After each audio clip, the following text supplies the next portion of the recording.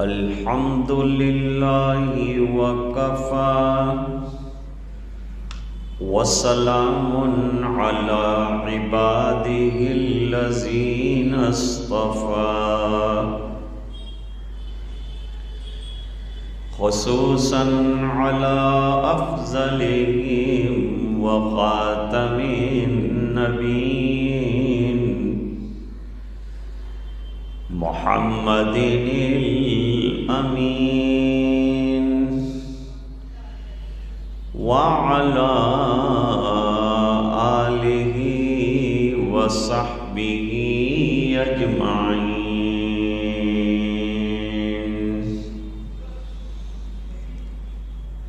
أما بعد، أعوذ بالله من الشيطان الرجيم. بسم الله الرحمن الرحيم.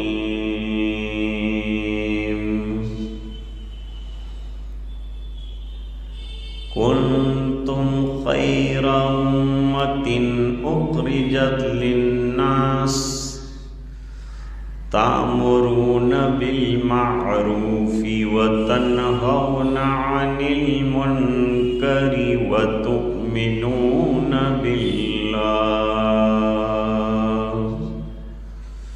صدق الله العظيم. اللهم صل على سيدنا محمد وعلى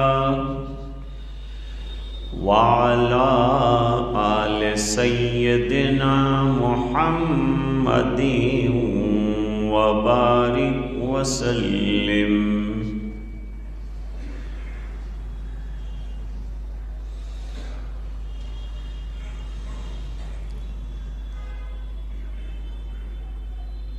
حق تعالی شانہ نے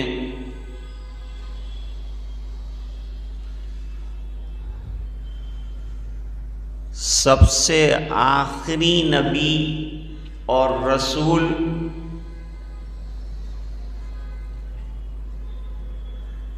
جناب رسول اللہ صلی اللہ علیہ وسلم کو بنایا.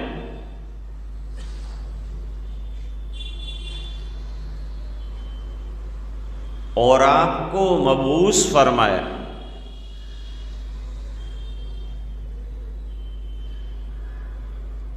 اور آپ نے یہ اعلان فرمایا لا نبی بعدی، میرے بعد کوئی نبی نہیں آئے گا.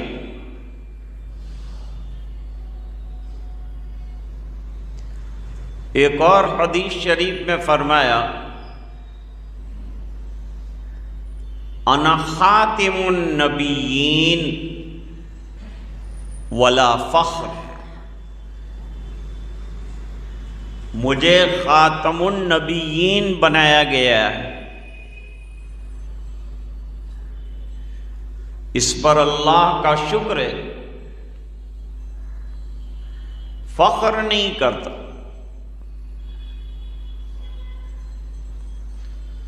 ایک اور حدیث شریف میں فرمایا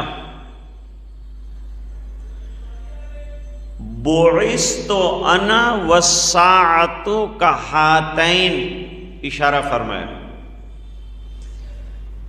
مجھے اور قیامت کو ساتھ ساتھ بھیجا گیا ہے.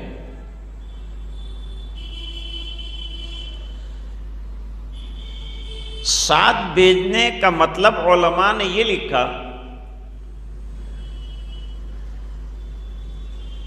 کہ آپ کے دنیا میں تشریف لے آنے کے بعد اب نہ کوئی نیا نبی آئے گا کہ اس کی ضرورت نہیں ہے، اور نہ کوئی کتاب آئے گی کہ اس کی ضرورت نہیں. اور نہ کوئی نیا دین آئے گا کہ اس کی ضرورت نہیں، یہ دین اتنا طاقتور کہ قیامت تک چلے گا۔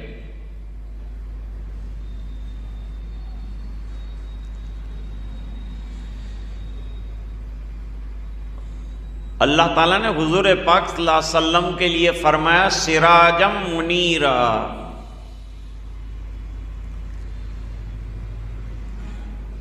روشن سورج۔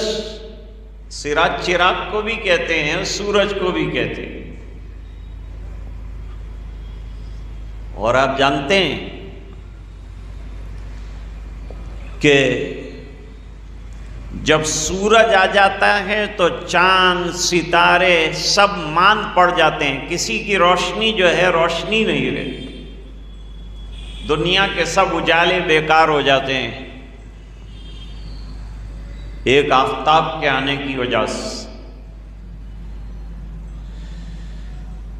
جیسے آفتاب کے بعد ستاروں کی ضرورت نہیں ہے، اس طرح سرکار آفتاب نبوت ہیں، اب آپ کے بعد کسی اور ستارے کی ضرورت۔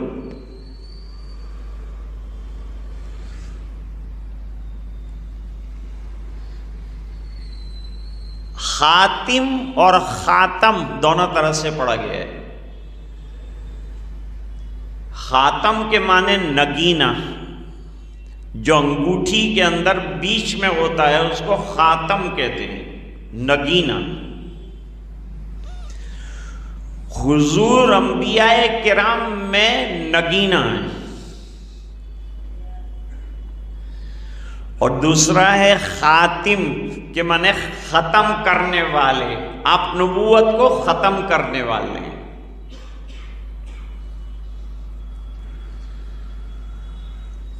اب آپ کی تشریف آوری کی برکتیں ہوئیں، ظاہر ہوئیں۔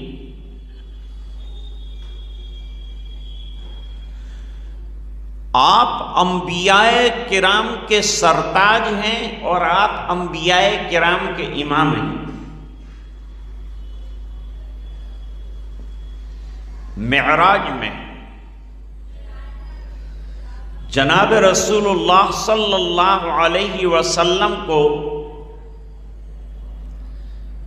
پہلے تو بیت اللہ سے بیت المقدس لے جایا گیا براق پر۔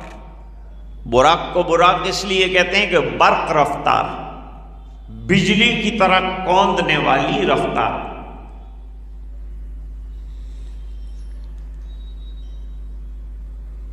پھر بیت المقدس کے بعد حضور پاک صلی اللہ علیہ وسلم کو ساتوں آسمان کی سیر کرائی گئی، وہاں سے واپسی کے بعد سرکار کو بیت المقدس لایا گیا اور انبیاء کرام کو متشکل کر کے وہاں جمع کیا گیا۔ اور جمع کرنے کے بعد یہ بتلانے کے لیے کہ آپ نبیوں کے امام ہیں اور آپ کے ہوتے ہوئے کوئی امام نہیں بن سکتا، جبریل علیہ السلام نے ہاتھ پکڑ کر آپ کو امامت کے مصلی پر کھڑا کیا۔ اس روز معلوم ہوا کہ آپ امام الانبیاء ہیں، نبیوں کے امام ہیں۔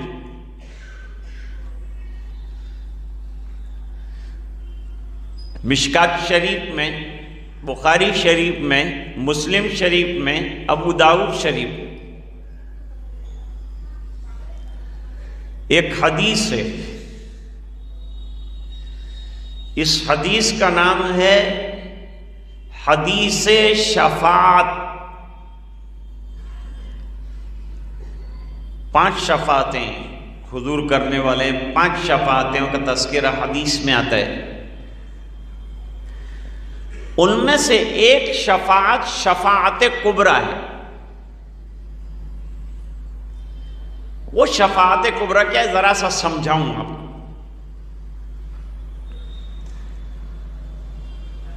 قیامت کے دن گناہ جو ہیں اس کو پسینے کی شکل دی جائے گی. بہت سی چیزیں جو ہیں قیامت کے دن متشکل کی جائیں گی، ان کو جسم دیا جائے گا. تو ہمارے جو گناہ ہیں وہ گناہوں کو قیامت کے دن شکل دی جائے گی پسینے کی.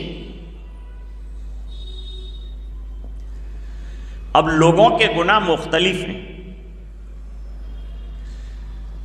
جس کے گناہ بہت زیادہ ہیں وہ تو گناہوں کے اندر ڈوبا ہوا ہوگا، یعنی پسینے کے اندر ڈوبا ہوا ہوگا.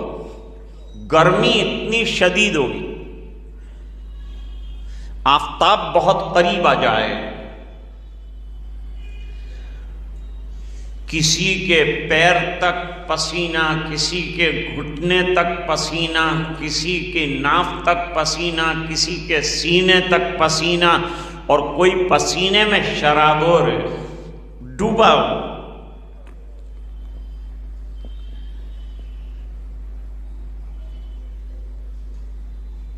سب پریشان ہوں گے کہ اب حساب شروع ہو جائے. جو بھی جس کو جو حساب ملنا ہے، جس کو جنت مل جائے جہنم مل جائے، لیکن حساب ہو جائے، حساب کسی طرح ہو جائے.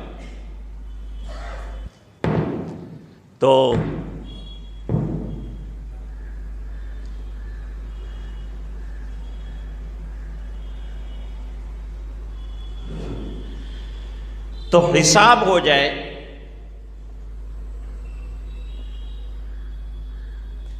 اب تمام انبیاء کرام کا سہارا تلاش کیا جائے. حضرت آدم علیہ السلام کے پاس گئے، معذرت میرا کام نہیں، آج اللہ جلال میں. نوح علیہ السلام کے پاس گئے، فرمایا میری ہمت.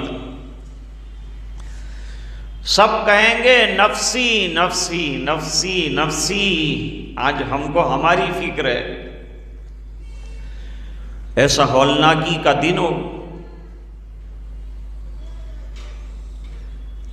سب سے اخیر میں جناب رسول اللہ صلی اللہ علیہ وسلم کی خدمت میں امتیں پہنچیں گی. حضور فرمائیں گے امتی امتی امتی. جب سب نفسی نفسی کہہ رہے ہیں، جب سرکار امتی امتی کہہ رہے ہیں، کسی کی ہمت نہیں کہ سفارش کرے. تو آقا انعامدار جناب رسول اللہ صلی اللہ علیہ وسلم کو ایک مقام دیا جائے گا. اس مقام کا نام ہے مقام محمود. وہاں کھڑے ہو کر جناب رسول اللہ صلی اللہ علیہ وسلم اللہ کی حمد کریں گے.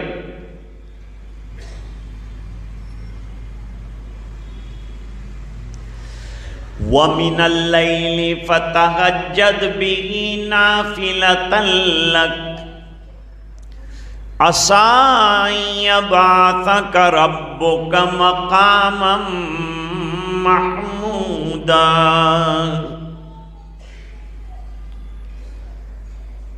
پہلے تہجد کی نماز فرض تھی.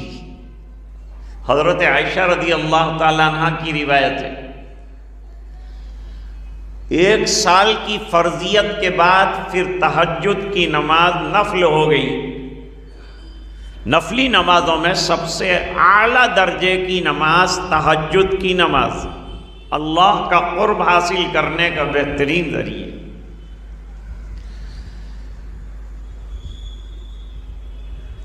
سرکار تو اسے فرض بنا کر پڑھ رہے تھے. جب حضور کی تہجد قضا ہو جاتی تو دن میں 12 رکعتیں ادا فرماتے. کبھی آپ نے تہجد چھوڑی بھی ہے ضرورت کی وجہ سے یا بالارادہ، اس کی مستقل بیان ہے اس کا.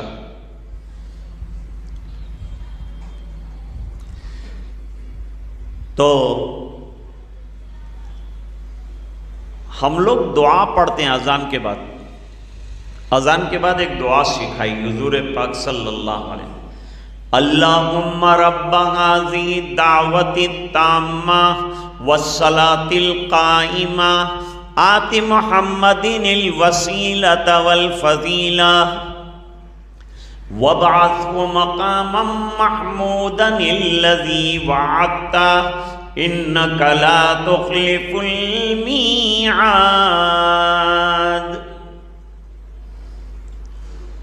اس دعا کو یاد کر لو، بیان بہت سنا ہے آپ نے،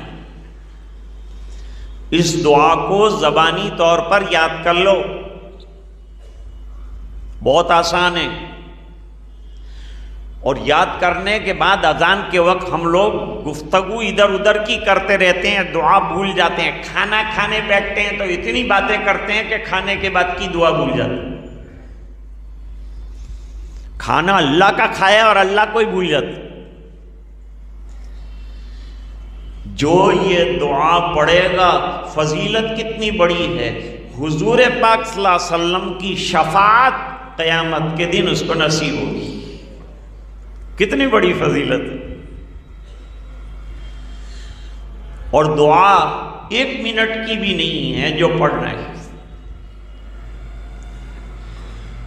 تو فرماتے ہیں مقام محمود میں کھڑا ہو کر اللہ کی ایسی حمد کروں گا، ایسی حمد کروں گا کہ اللہ فرمائیں گے ارفع راسک یا محمد، سر اٹھا لیجئے سجدے سے میرے پیارے نبی، سر اٹھائیے۔ سل توتا، مانگو کیا مانگنا چاہتے ہو، کیا طلب ہے بتلاؤ۔ اشفا تشفا، فرمایا جو سفارش کرو گے قبول کیا جائے گا۔ امتوں کی پریشانی بیان کریں گے، حساب شروع ہو جائے گا۔ یہ شرف حاصل ہوا جناب رسول اللہ صلی اللہ علیہ وسلم کے ذریعے۔ اب سرکار کے تشریف لانے کی برکت دیکھیے، جنہوں نے کلمہ پڑھ لیا اور امت محمد صلی اللہ علیہ وسلم میں داخل ہو گئے۔ جو کلمہ پڑھتا ہے امت محمد صلی اللہ علیہ وسلم میں داخل ہو جاتا ہے، داخل ہو گیا تو بہت سے بینیفٹ اس کو ملتے ہیں، بہت سی خوبیاں ملتی ہیں، حضور کی سفارش ملے گی، یہ بہترین امت کا فرد ہو گیا ہے۔ اب قرآن کریم میں آیت ہے کنتم خیر امت اخرجت للناس، تم لوگ بہترین امت ہو، لوگوں کے لیے نکالے گئے ہو۔ تم صرف اپنا فائدہ نہیں دیکھتے، بلکہ تمہارا کام یہ ہے کہ پورے عالم کو نفع پہنچانے والا تم کو بنایا گیا ہے، پورے عالم کو تمہارا فیض پہنچے، یہ مقصد ہے۔ سرکار کے تشریف لانے کی برکت کیا ظاہر ہوئی؟ ہم نے کلمہ پڑھا تو خیر امت کہلائے۔ اب خیر امت کہلانے کے بعد ہمارے ذمہ کچھ کام ڈالے ہیں اللہ نے۔ ایک کام یہ ڈالا کہ دین کا کام کرو،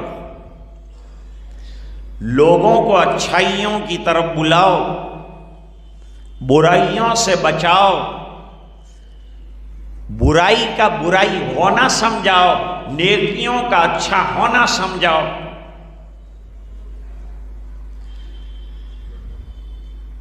ایمان لانے کی برکت سے ہمیں خیر امت قرار دیا گیا ہے۔ اب ایک حدیث سناتا ہوں آپ کو کہ سرکار کی تشریف آوری کی برکت سے ہمارے اندر خیریت آئی، بھلائیاں آئیں۔ ایک حدیث تو بہت عام ہے، فرمایا خیرکم من تعلم القرآن وعلمہ، تم میں سے بہترین وہ ہے جو قرآن کریم کو سیکھے اور سکھائے۔ قرآن بہترین کتاب، اس کا سیکھنے والا بہترین اور اس کا سکھانے والا بہترین، اور جہاں پڑھا جائے اور پڑھایا جائے وہ جگہ بہترین ہے۔ اب سرکار تشریف لائے تو ہمارے لیے خیر اور خوبیاں آ گئی. اور ایک جگہ بتاتا ہوں خیر کی. حضور کے تشریف لانے سے پہلے کا زمانہ انتہائی خطرناک زمانہ رہا. برائیوں کے اعتبار سے، گناہوں کے اعتبار سے، بدکاریوں کے اعتبار سے، رسوم کے اعتبار سے. شرابیں عام تھی، برائیاں عام تھی، زنا عام تھا. لوگ سینکڑوں کے حساب سے نکاح کرتے تھے، سینکڑوں کے حساب سے نکاح کرتے تھے اور سینکڑوں کے حساب سے طلاق دیتے تھے. اور طلاق دیتے تھے 100 طلاق، 200 طلاق. اور جب عدت پوری ہوتے تو رجوع کر لیتے. لڑکیوں کو، عورتوں کو پریشان کر کے رکھا تھا. ہر قسم کی برائیاں اور ہر قسم کی بدکاریاں سرکار کے تشریف لانے سے پہلے عام تھی. لیکن جب سرکار تشریف لائے، محنتیں شروع فرمائی.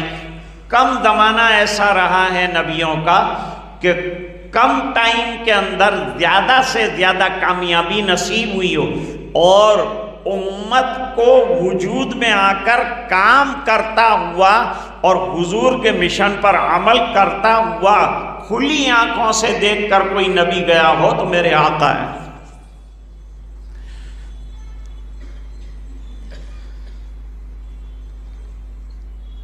آخری دن حضور کی زندگی کا پیر کا دن ہے، منڈے. اسی دن حضور پاک صلی اللہ علیہ وسلم دنیا میں تشریف لائے اور اسی دن دنیا سے تشریف لے گئے. ربیع اول میں آپ تشریف لائے دنیا میں اور ربیع اول میں دنیا سے گئے. تو بھائی اب کیا کیا جائے؟ یہ تاریخ میں آئے بھی ہیں تو خوشیاں منائی جائے اور یہ تاریخ میں گئے بھی ہیں تو ماتم کیا جائے. کیا کیا جائے؟ کچھ نہ کیا جائے، سرکار کے اسوے پر چلا جائے، سنتوں کو عمل میں لایا جائے. یہ سرکار کو یاد کرنے کا سب سے بہترین طریقہ کہ آقا کی یاد یہ ہے کہ آقا کی سنتوں کو جگر جان بنایا جائے اور زندگیوں کے اندر بہترین طریقے پر اتارا جائے. آخری دن فجر کی نماز حضرت صدیق اکبر رضی اللہ تعالیٰ عنہ نے پڑھائی.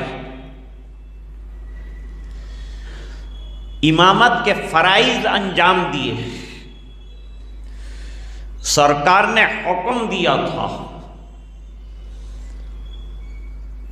مروا ابا بکر فلیصلی بالناس.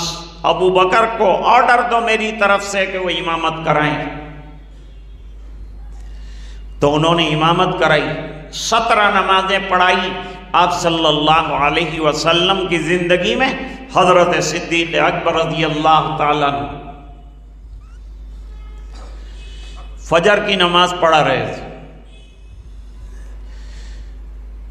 فجر کی نماز میں حضور پاک صلی اللہ علیہ وسلم کی بیماری میں تھوڑا سا افاقہ ہوا اور کمی آئی تو حضور کی ہمت اٹھنے کی ہو گئی. جب اٹھنے کی ہمت ہوئی تو دیکھنے کے لیے نکلے کہ 23 سال جس نماز پر مارے کھائی اور محنت کی وہ نماز کو امت کیسے قائم کرے. میرے بعد یہ نمازیں قائم رہیں گی اور یہ نمازوں کی دعوت دی جائے گی کہ نہیں دی جائے گی.